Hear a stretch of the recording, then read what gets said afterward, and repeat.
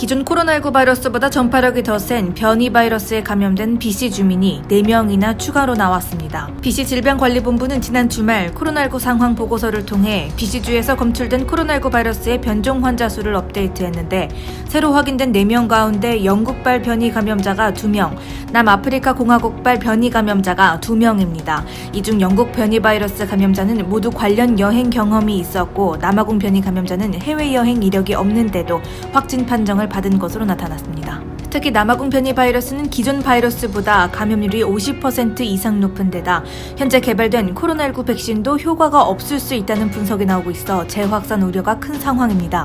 이번에 4명이 추가로 발견됨에 따라 BC주에서 변이 바이러스 감염이 확인된 사례는 총 9명으로 늘었습니다.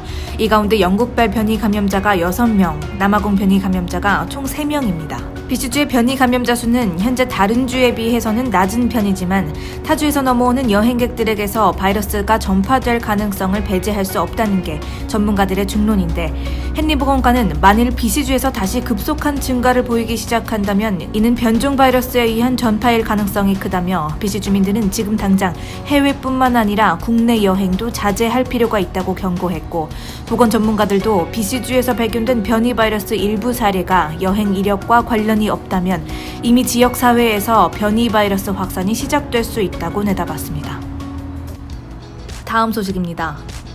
밴쿠버에 거주하는 대규모 카지노 기업 사장 부부가 유콘에서 코로나19 방역 수칙을 위반하고 백신을 맞은 것으로 드러나 논란이 되고 있습니다. CBC는 Great Canadian Gaming Corporation의 로드니 베이커 전 사장과 그의 아내이자 배우인 에카테리나 베이커 씨가 유콘 준주의 비버 크릭이라고 불리는 작은 마을에서 모더나 백신을 접종받았다고 25일 보도했습니다. 보도에 따르면 이 부부는 지난 1월 19일 전용기를 이용해 유콘의 주도인 화이트 호스에 도착한 이후 14일에 자가격리를 지키지 않고 21일에 비버 크릭으로 가서 백신 접종을 받았습니다. 비버 크릭은 화이트 호스와 약 450km 떨어져 있으며 알래스카 국경과 아주 가까운 인구 100명 남짓의 작은 마을입니다. 현재 유콘의 주법상 다른 주에서 유콘으로 들어오는 모든 사람은 코로나19 확산을 방지하기 위해 14일의 자가격리 기간을 지켜야 합니다. 그러나 유콘에서 코로나19 백신 접종을 받기 위해서는 굳이 유콘의 신분증을 의료진에게 보여줄 필요가 없는데 베이커 부부는 이 허점을 이용해 자신들을 동네 모텔에서 일하는 직원이라고 거짓말하고 백신을 받았던 것으로 알려졌습니다.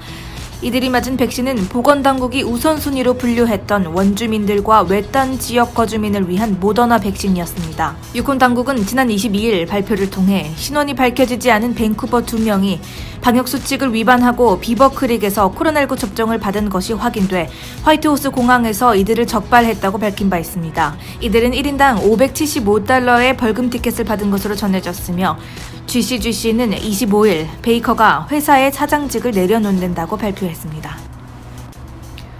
다음 뉴스입니다. 진료학 소재 사립학교인 캐스케이드 크리스천 스쿨에서 코로나19 집단 감염이 일어났습니다. 프레이저 보건당국은 지난 24일 이 사립학교에서 7명의 코로나19 확진자가 발생해 다음 달 5일까지 학교 건물이 폐쇄된다고 밝혔습니다. 폐쇄 결정은 당국이 아닌 학교 스스로 한 것으로 알려졌습니다. 보건당국에 따르면 확인된 확진자와 밀접 접촉자들은 현재 자가격리를 진행하고 있지만 확진자들이 교직원인지 학생인지는 아직 알려지지 않았습니다. 한편 칠리왁에서는 지난 10월 마운트 침 크리스천 스쿨에서 집단 감염이 일어나 2주간 학교가 폐쇄된 바 있습니다. 다음 소식입니다.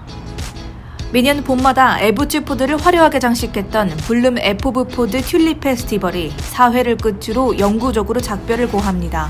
에보츠푸드 튤립 축제는 2016년을 시작으로 매년 4월부터 5월까지 6주에 걸쳐 진행되어 오던 행사입니다. 3대째 튤립 농사를 지어오고 있는 알렉시스 스자렉 씨가 처음 시작한 이 축제는 40여 종과 250만 송이가 넘는 각양각색의 튤립을 선보이며 매년 10만 명의 관람객들을 찾을 정도로 단기간 만에 BC를 대표하는 꽃축제로 자리 잡게 됐습니다. 그러나 지난해 초부터 시작된 팬데믹으로 인해 작년 행사가 취소되면서 적자를 입은 데 이어 얼마 전에는 축제가 열렸던 토지의 소유주가 바뀌면서 축제를 다시 여는 것이 어려웠던 것으로 전해졌습니다. 튤립 축제 창시자 알렉시스 스자렉 씨는 25일 성명을 통해 지난 수년간의 추억을 뒤로하고 작별 인사를 하게 되어 너무 아쉽다며 축제를 위해 힘써온 직원, 봉사자들, 에보츠 포드시, 그리고 성원을 보내준 많은 시민에게 감사함을 전한다고 말했습니다. 오카나간에 위치한 암스트롱이라는 작은 마을로 거취를 옮긴 스타렉시는 조만간에 튤립 축제를 오카나간 북부 지역에서 다시 시작할 예정이라고 덧붙였습니다.